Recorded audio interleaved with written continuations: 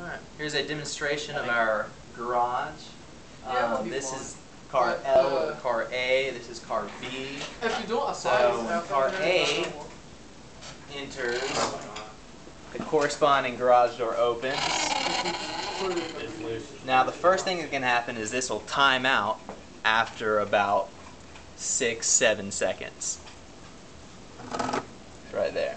So if you want to leave, then you can use the push button to open the garage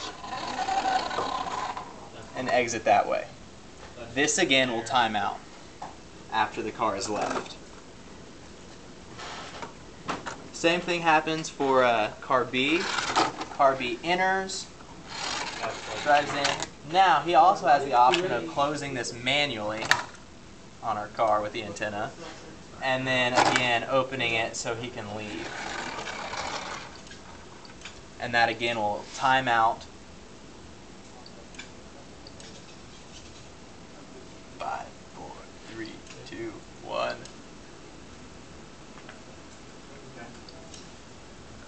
Go. There it is. Additionally, at any given time, you can open and close these with push buttons. There's a demonstration of our working garage.